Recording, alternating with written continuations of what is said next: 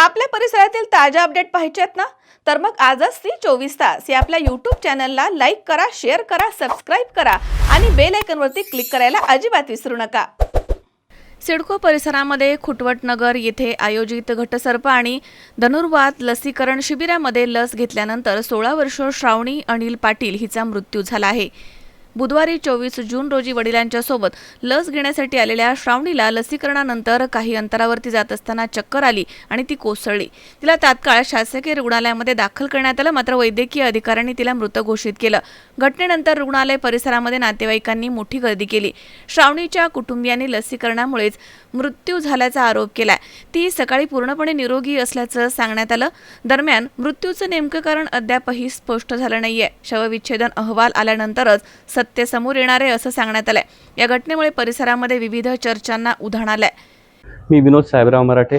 काल 24 तारखेला जी दुर्दैवी घटना झाली, श्रावणी अनिल पाटील जिचा मृत्यू झाला, तो एकमेव कारण त्याचं लसीकरण होतं. कारण की सकाळी ती उठल्यानंतर तिने नाश्ता केला, तिच्या आईला, वडिलांना आणि भावाला दिला, स्वतः पण खाल्ला.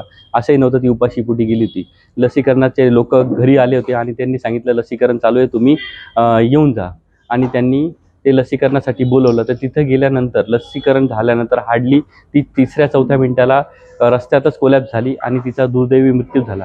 त्या लसीकरणाचा काय इम्पॅक्ट झाला बॉडीवर, तिचं लसीकरणाची एक्सपायरी डेट संपलेली होती का, मग तिचं ते देताना काही चूक झाली, हे पूर्ण चौकशी व्हावी. याच्या आधी पण नगरपालिकेच्या अधिकाऱ्यांनी बऱ्याच गोष्टी लपवायचा प्रयत्न केला. काल संध्याकाळी त्यांनी सांगितलं आम्हाला की ही पहिलीच केस आहे, परंतु असं नसून याच्या आधी ऑलरेडी 2 केसेस झालेल्या आहे आणि ही 3री केस होती माझ्या भाचीची, जे लसीकरणामुळे तिचा मृत्यू झाला. तर याच्यात NMCच्या कमिशनरने, CP साहेबांनी आणि अंबड पोलीस स्टेशननी सखोल चौकशी व्हावी आणि जो कोणी याच्यात निर्दोष असेल त्याच्यावर कठोर कारवाई करण्यात यावी. मग ती कंपनी असेल, लसीकरणावाली किंवा देणारे जे व्यक्ती होते त्यांना ट्रेनिंग होतं नव्हतं, हे सगळी जांच व्हावी. आणि लसीकरणामुळे तिच्या शरीरावर जो परिणाम झाला मृत्यूनंतरही तो दिसून येत होता.